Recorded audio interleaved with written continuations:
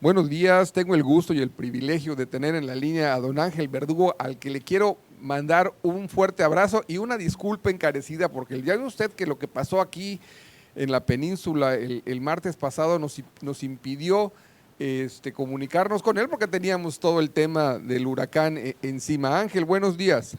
Muy buenos días, es un gusto estar con usted. Además, yo tengo algunos años ya en esto y entiendo perfectamente este tipo de eventualidades. Así es que nada que disculpar, son las reglas del juego en esta actividad. No te Y como preocupes. el clima no tiene palabra de honor, pues tampoco nos podemos, no hay nadie a más a quien Efectivamente, así reclamarle. es, así es. ¿Cómo ve usted? Y voy a empezar hablándote de usted, porque creo que la alusión directa tiene que ser con mucho respeto, porque vamos a hablar de un órgano no solamente que es el responsable de buena parte de la legislación del país, sino que además es el responsable de las relaciones internacionales y el que se encarga de todo lo que tiene que ver con nuestra política exterior. Y hay varios temas que me gustaría que empezáramos a platicar. Uno es la toma que hay en el Senado hoy de afectados por la cancelación de fideicomisos. Otro es los de la Marina Mercante. Y si te parece bien que terminemos con esta gira relámpago de la no primera dama en papel de Ah, representante formal del marido. qué belleza de vestidos, qué bárbaro, qué ejemplo de Así la es. moda mexicana, qué ridículo. Pues Me parece que empecemos entonces con los dos primeros temas y cerramos con este tour entre diplomático y ridículo para cerrar con broche de oro. ¿Te parece? me parece perfecto. Empecemos Muy bien. entonces. Mira, el Senado de la República, una de las dos cámaras del Congreso de la Unión, constitucionalmente es la entidad encargada de definir la política exterior que la aplica, la ejecuta, valga la redundancia, el Poder Ejecutivo. Pero con este gobierno que tiene una aversión abierta, casi un rechazo enfermizo, obsesivo de lo exterior, pues poco es lo que ha tenido que hacer en esa materia el Senado de la República, excepción hecha de la cuestión del TEMEC, pero ese, como sabemos, fue negociado o puesto al día por el gobierno anterior. De tal manera que con la llegada de este gobierno, pues fueron unas cosas complementarias que aprovecharon los demócratas para incluir algo en materia laboral y algunas otras cuestiones. Pero básicamente la puesta al día fue negociada y aprobada. Recuerdas que el 30 de noviembre del año 2018 se firmó con la presencia del presidente Peña en su último día del encargo. Sí, claro. Ahora bien, este gobierno ha utilizado la fuerza que tiene para imponer absurdos en materia a veces administrativa, a veces propiamente legislativa.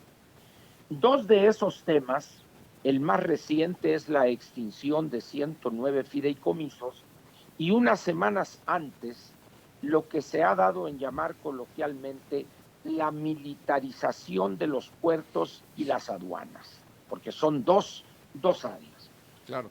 La primera, pues prácticamente la Marina Mercante se coloca o la coloca la decisión del presidente como un adendo o como algo que depende totalmente de la Secretaría de Marina Armada de México, como si estuviéramos viviendo en un país donde las Fuerzas Armadas encabezan el Estado y gobiernan. Estoy pensando, no sé, en un caso como Birmania o, o países donde en América Latina el ejército tomaba mediante un cuartelazo el gobierno, Argentina, Perú, Chile, ni se diga, en Centroamérica pues tenemos de una Nicaragua, en Guatemala un tiempo, etcétera, etcétera.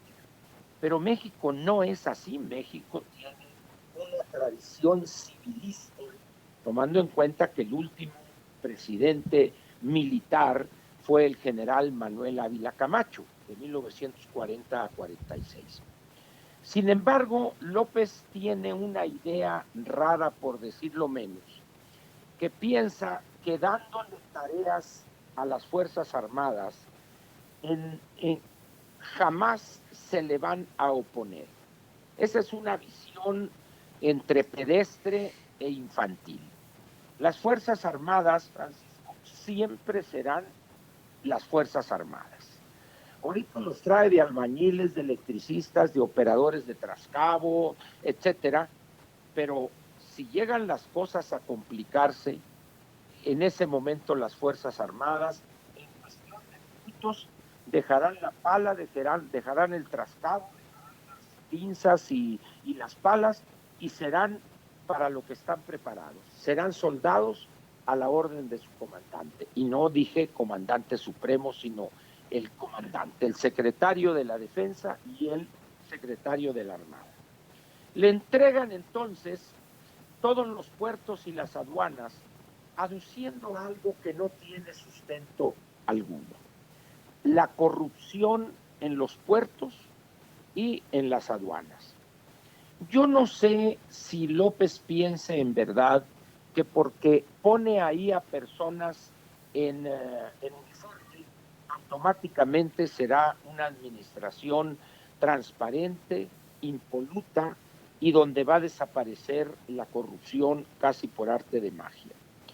La verdad es que el narcotráfico, todo lo que toca lo corrompe, y rara vez en México, cuando interactúan las fuerzas del orden con el narcotráfico, quien pierde es las fuerzas del orden. ¿Por qué? Por el poder corruptor de esas actividades delictivas. Sí. Cuando la autoridad en las famosas API, Asociación o Administraciones Portuarias Integrales, Sí. recaían en manos civiles, pues funcionaban, unas mejor, otras no tanto, por razones de el escaso movimiento en el puerto o por la falta de recursos, por lo que tú gustes y mandes. Pero funcionaban. Pero hay casos, vamos a decir, excepcionales, el caso de Manzanillo, por ejemplo, que es por donde entra buena parte de los precursores químicos, el contrabando de allá del lejano oriente, de China, etcétera. El fentanilo famoso. Efectivamente, producto para la cuestión de los opioides, etcétera. En esas condiciones, pues, dice uno, bueno, pues lo correcto sería, en todo caso, poner a funcionarios probos y apoyarlos con las Fuerzas Armadas para garantizarles su seguridad física. Pero al final de cuentas, eso debería ser, en tratándose de la Marina Mercante, de una materia civil. Sin embargo, López no piensa así, y ahí tenemos eso con las protestas de quienes integraban eso que de manera genérica llamamos Marina Mercante. ¿Qué va a suceder? Dice el refrán, palo dado, ni Dios lo quita, y a medida que pasa el tiempo se va consolidando esa forma de administrar los puertos.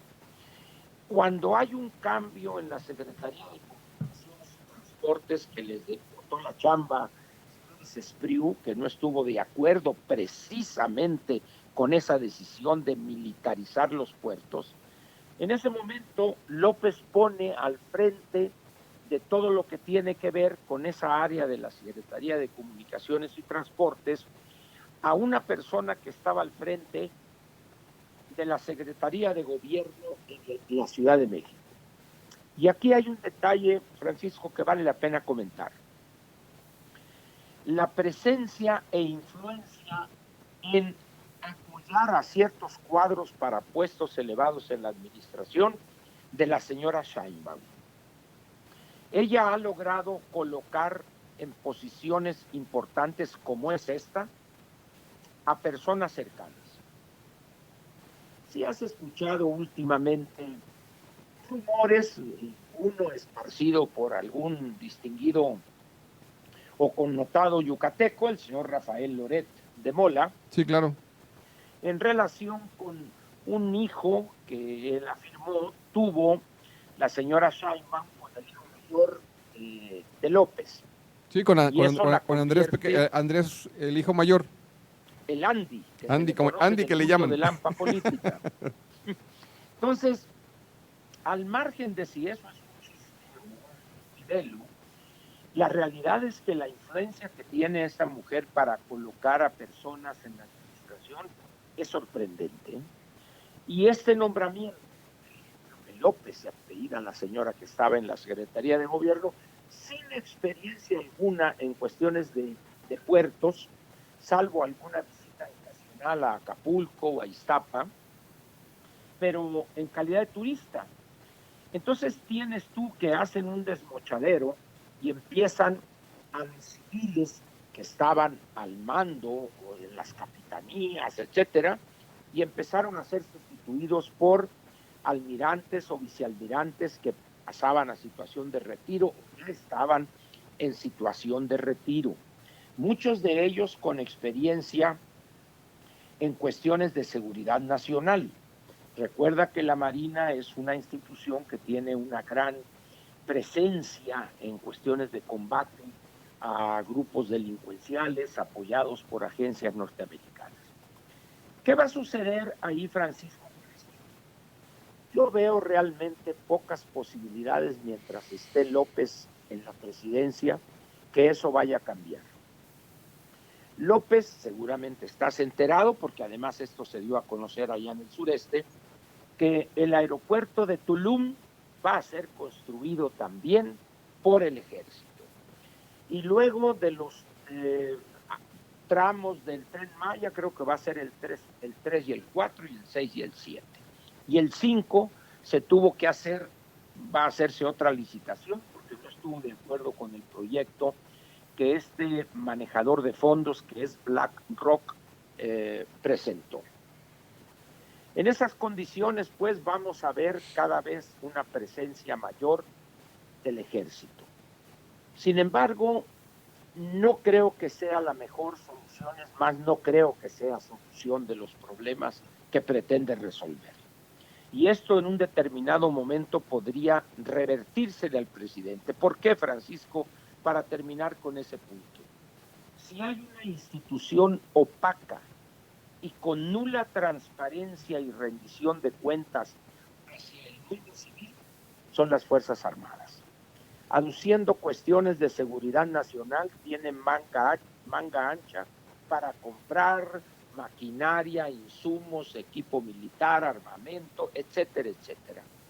En ese sentido, pues, prácticamente es un soborno de muy alto valor el que está haciendo el presidente, pensando que con eso los va a mantener calmados.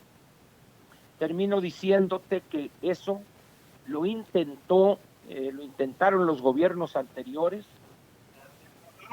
no por la edad, sino simplemente por haberlo leído, que allá por los años 50 había unas instituciones que se llamaban las Juntas Federales de Mejoramiento Material en las fronteras, en las ciudades fronterizas, y era un coto privado de militares.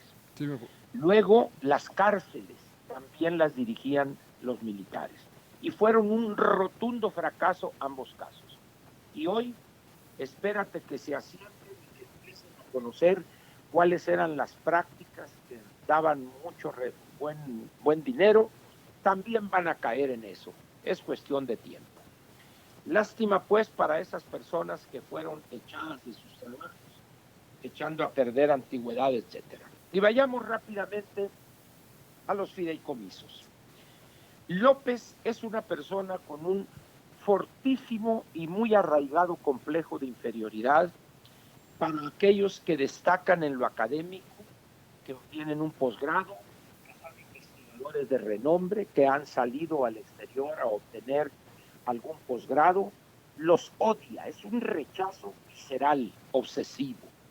Los fideicomisos es un instrumento que, como sabes, agiliza el manejo de ciertos recursos, y hay algunos de esos 109 que no manejan recursos públicos, o no el 100% de recursos públicos. Así es, exactamente. Sino que son recursos que se tienen proveyendo a la industria de soluciones técnicas, de tal manera que agarraron parejo. ¿Y por qué? Porque esos 68 mil millones de pesos, que es lo único que pudo pepenar, porque los otros fideicomisos, que son 358 en total, que no tienen estructura, tienen como 800 mil millones de pesos. Pero nomás pudo pepenar, te digo, esos 68 mil, porque los otros tienen fines específicos soportados o en alguna ley o un decreto. ¿Qué va a pasar ahí? Algunas instituciones educativas o de investigación van a batallar para poder sufragar proyectos de inversión, becas a estudiantes brillantes pero de escasos recursos y así por el estilo. El presidente, ante la falta de recursos, no repara en mientes, como se dice, para obtener recursos de donde sea. Quitarle a quien sea con tal de mantener las tres ocurrencias de Tren Maya, Dos Bocas, Aeropuerto Felipe Ángeles y lo que yo llamo los programas del malestar. Que todas esas cosas se están llevando al año muy cerca de 600 mil millones de pesos. Y eso es lo que tiene en una situación de gran debilidad a las finanzas públicas. Y termino con esto. No concibo yo una gira donde una primera dama que dice y abomina ese rol se presenta en Europa, además de haciendo el ridículo en su vestimenta, eso de aparentar ser una religiosa ante el Papa, que parece la Chabelita del programa cómico este. La verdad es un ridículo completo, pero además exigiendo, usa el verbo que quieras, que nos presten que este códice, que esta joya arqueológica, que el penacho, etcétera, etcétera, cuando con el récord que tiene este gobierno en cuanto a inseguridad jurídica, no respetar contratos ni convenio alguno, y tampoco respetar los derechos privados de propiedad, dime tú qué gobernante europeo va a soltar códices o algún otro documento de importancia histórica, so pena de que el presidente diga es que esto nos lo robaron y no lo regresamos. Es una tragedia tras otra lo que estamos viendo, Francisco, y esto a medida que la carencia de recursos sea mayor, más ocurrencias veremos en los próximos meses a medida que se acerque el proceso electoral del año 2020. Esa sería mi colaboración y comentario para este día.